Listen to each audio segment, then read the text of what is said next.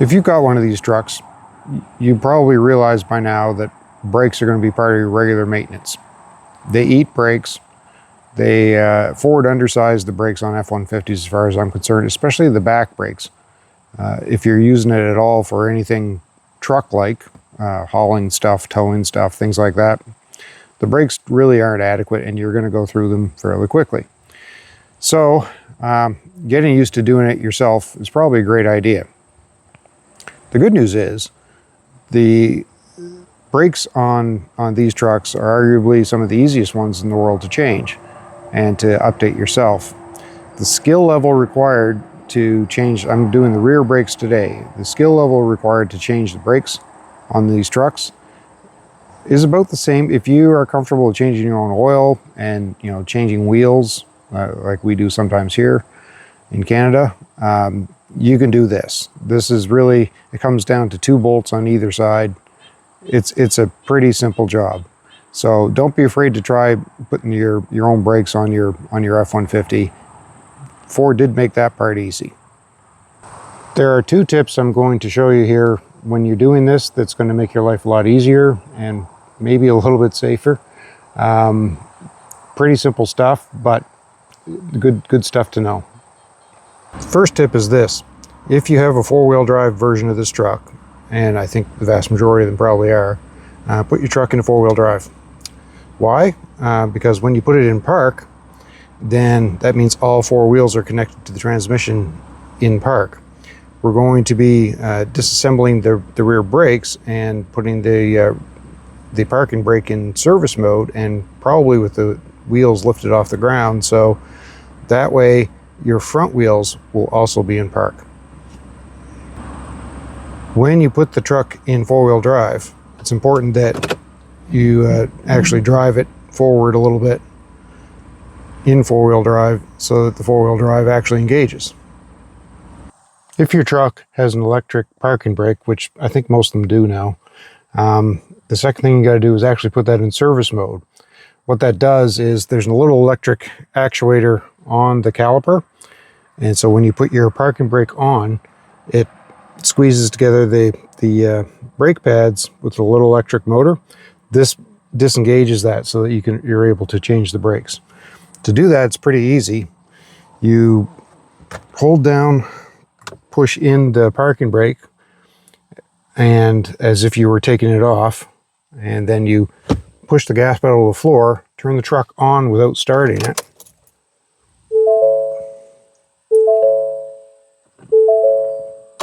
Turn it off,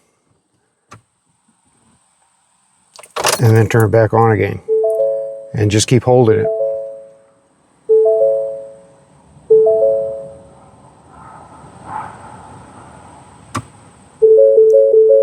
And it'll say park brake, maintenance mode, and you'll get that sound. You can go ahead and turn it off. Even though the truck is in park, I don't have a perfectly level driveway here. This is as flat as I get it, so still put something under your front wheels just to make double sure it doesn't roll back on you and cause a lot more grief than it needs to.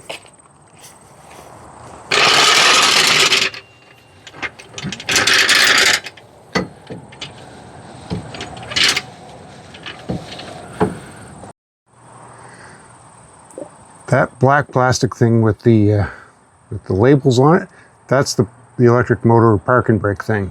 And that's what we had to wind back to make sure that we could get the calipers off and put on the new pads and everything. This is how I do it. I jack it up by the middle of the differential here in the back, and then I put jack stands on either side or axle stands on either side, but I leave the jack there. It's because I'm going to take both tires off kind of at the same time, do this all at once, and it's just easier for me. But that's why the truck needs to be in park, and the front wheels need to be in park, and I have some extra boards there just in case it rolls, because like I said, this isn't perfectly flat.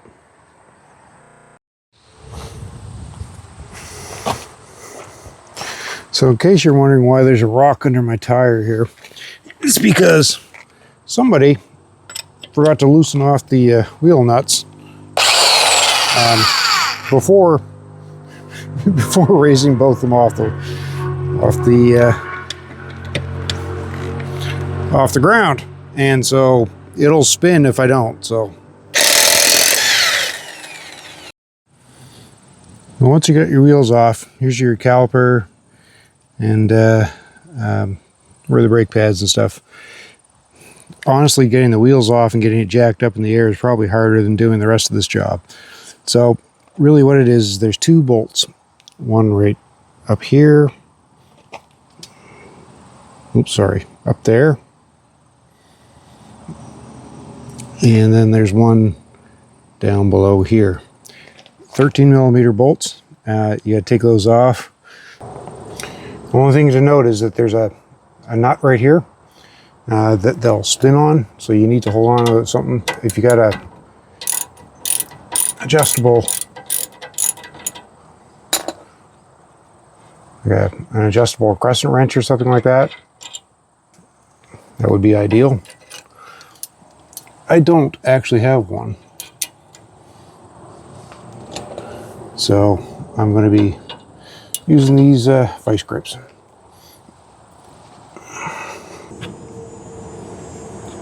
Find they're tight, just get them started with a wrench for leverage.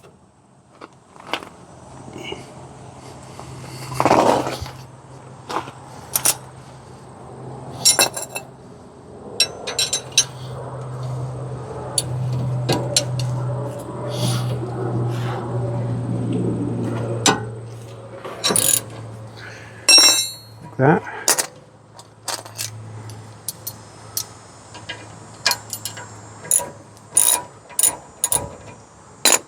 They come right out.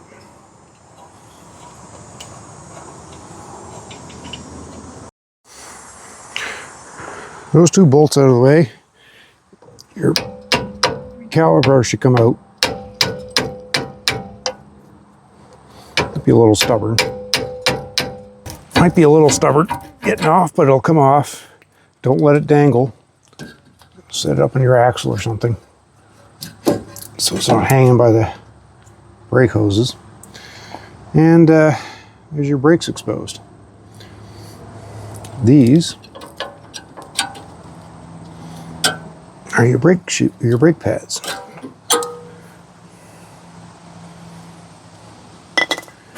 One on the other side. You might find a screwdriver's helpful for getting them out. And actually, my rotor's coming right off too.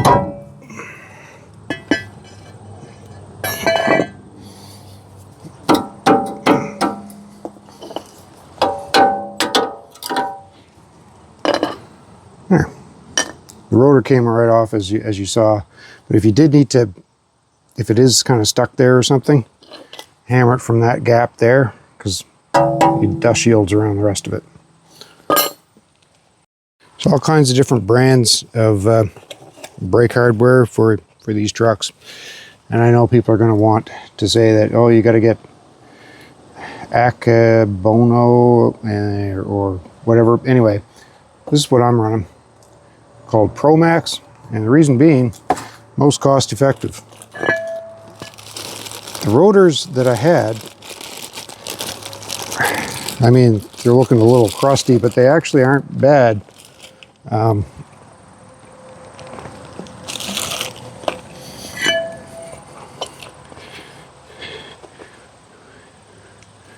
So you kind of see the inside, but they are worn, like there's a significant lip on the outside and on the inside, so they've been worn a little thin. They're not gouged or anything because I didn't drive the pads right down to nothing, but I am feeling a little vibration in the brake pedal, so they might be a little bit warped. So I thought, for the price of them, I think these rotors were somewhere around $50 a piece. So I'm here for 50 bucks.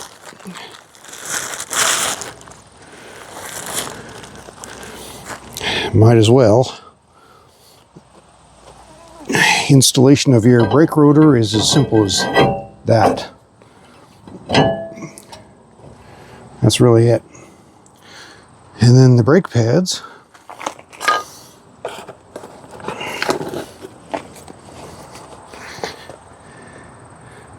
Same brand. Can't remember what I paid. Somewhere around $60 for the set for both sides. Something like that. So I'm going to be into this job for about 160 bucks. Which is not bad. Here's my old brake pad. Here's a new one. So they weren't completely wore out. They were getting there, and best estimate was sometime probably this winter I'd have to be doing this, and I don't feel like doing this in the winter time, so I'm doing them now. These only go in one way. They're symmetrical, they're the same. They just kind of snap in like that.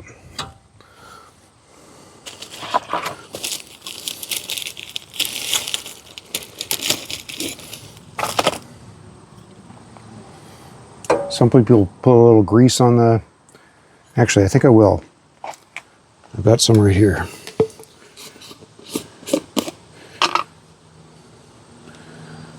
Just on that part that slides. Don't need much.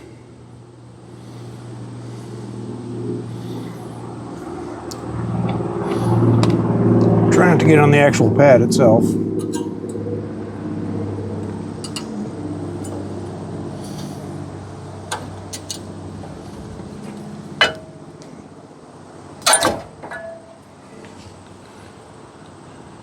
Get some on this one.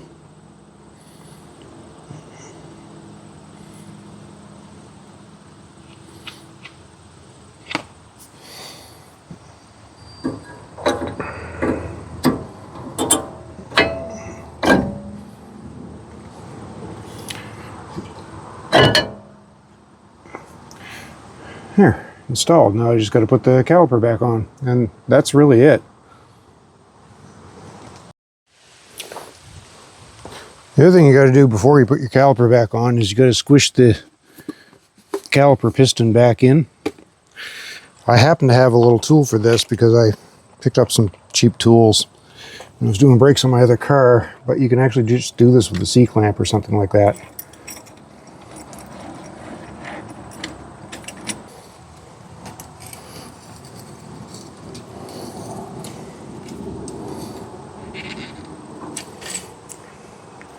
And it'll bottom out, and that's when you know you're open all the way.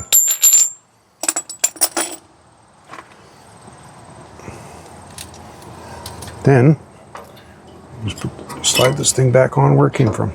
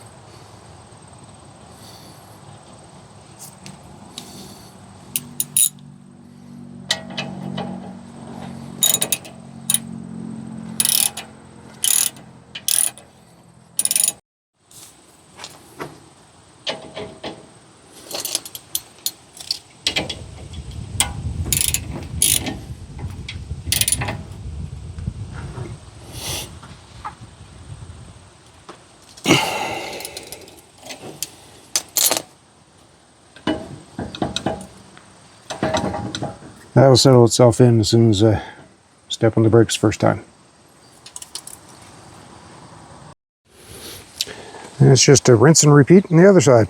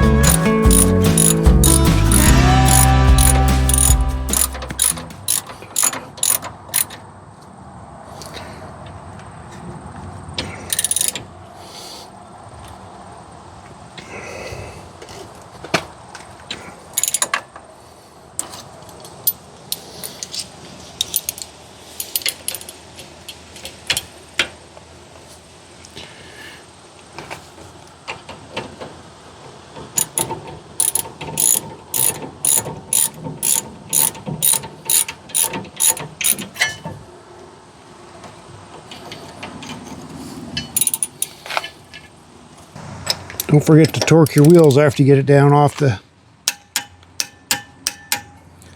axle stands. Do it in a star pattern.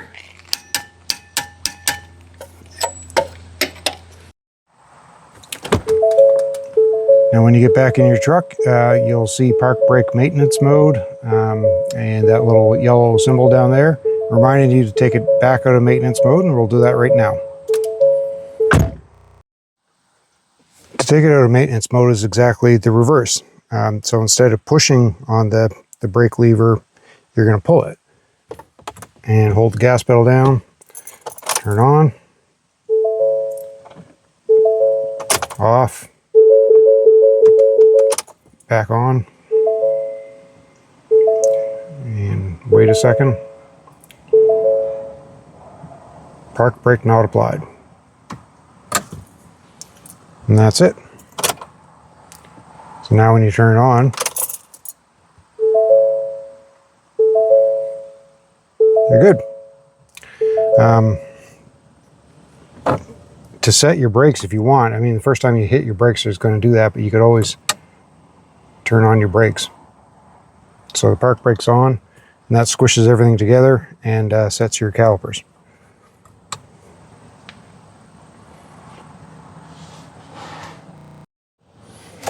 And finally, of course, unless you're planning on four-wheel drive, remember to put it back into two-wheel drive. And I'm just going to check to make sure nothing fell apart.